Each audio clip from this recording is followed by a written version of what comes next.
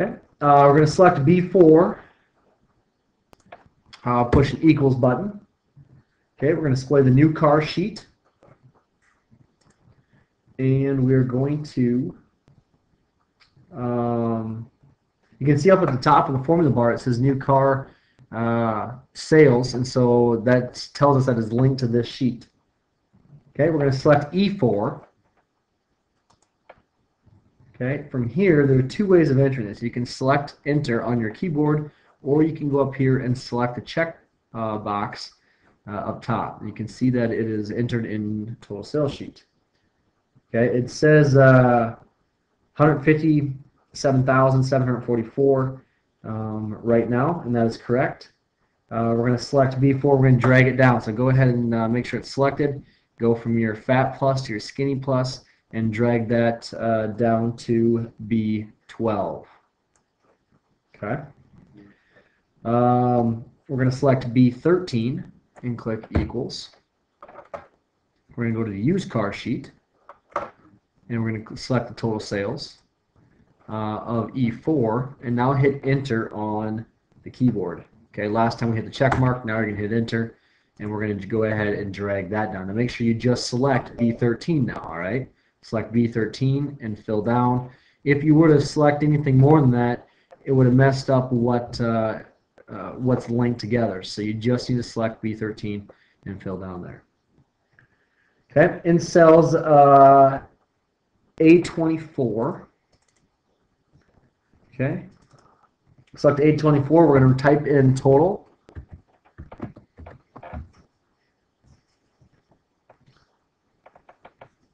We're going to right align it and bold it. So make sure you right align. Hit enter first, make sure you select it. If you hit the enter button, it's going to move down one. If you hit the check mark button, it's going to stay in the same one. We got to right align and bold. In cells at B24, we're going to enter a formula to calculate the total sales. Now, there's a couple ways of doing this. This is the way that I suggest. Okay, select cells B4 and highlight all the way down to B23. Up on the top now, we're going to go to our auto sum button. Okay, we're going to select. Well, if you select the drop down here, there's a bunch of them you can choose from. We are looking for the sum. Okay, so when I selected that, you can see here it added it up for us. If I were to select A or B24, you can see you could also typed in equals sum B4 through B23. So both of those options would have worked. I think that this is the easiest and most efficient way of creating a sum function. Okay, so now we need to change it to currency. So we're going to select B4 through B24, and we need to change to currency. Okay, a couple ways of doing this. The easiest way is up on the ribbon up on top. Select the drop-down arrow, select currency, and make sure that it has 0 decimal places. Right now it has 2, so you're going to select the arrow pointing right to decrease the decimal. Select it twice, and now we no longer have our 2 decimals. Okay, we need to bold the value in B24. Okay, so just the total sales for B24. We're going to bold it. We got to make sure we widen the column so it is wide enough to display all the numbers that we have there. Okay. All right, so now we're going to modify the new car sheet. So make sure you select the new car sheet. Okay, in D4. Okay, we're going to change it to 143,000. Okay. So you should have the new car sheet there, and we're going to change the March to 143,000 for March. So 143,000. Hit enter. You can see that the total sales has now adjusted. Okay, we're going to go to the total sheet, and you can see that in B4 is already updated for what we need here. So it changes automatically, and that is the linked cells option.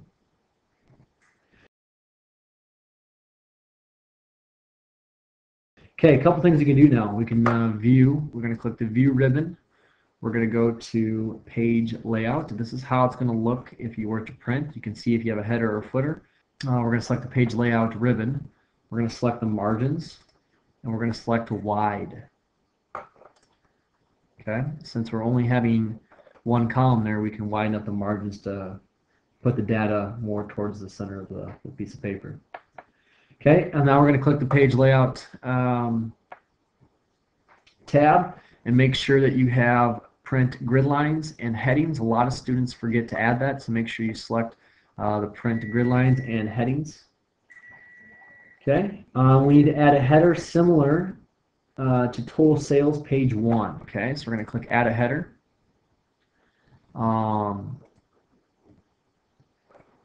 Up top here, you're going to click the drop down arrow, and in your book you can it says that it wanted total sales page 1, so comma page 1, so that's what we are going to select.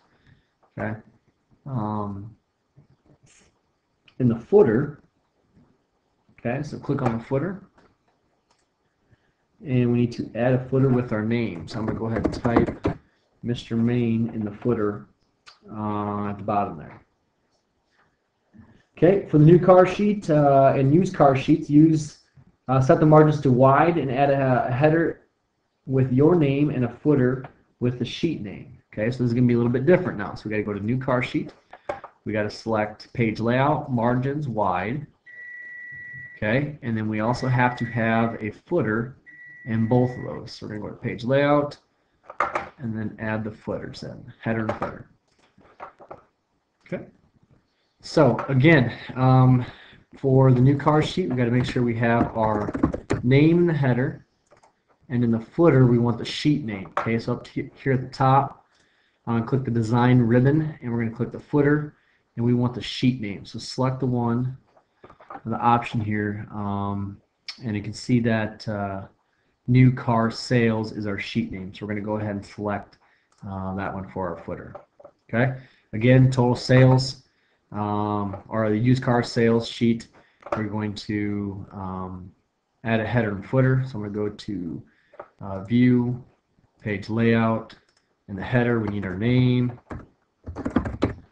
and in the bottom, in the footer, okay, we need the sheet name. So again, click the design ribbon, click the footer, and we're going to call it used car sales. Okay, so with that, we have different headers and footers on all the sheets. You can see new car sales says new car sales there. Used cars says used car sales. Total sales actually has our name at the bottom, and up at the top it has the total sales. So it's something a little bit different. So make sure you have that. From here we can save it. So click File, Save. And then we're going to go ahead and see what it looks like if we would print it. Don't print it because we're saving paper. So go to File, Print. If you were to print, what it's asking for, okay, is we need to print the entire workbook. So right now we have just the active sheet. You can see here under the settings it says Print Active Sheet. If we did this, it would just print the total cars sales sheet. Okay. If you want the entire workbook, you would click the drop-down arrow. You can see here we got Print Entire Workbook. So now it's going to print all 3 pages. Okay, down at the bottom here you can see page 1 is the new car sales, page 2 would be the used car sales, and page 3 would be your total car sales. Okay, that is the practice file for chapter 6, car sales.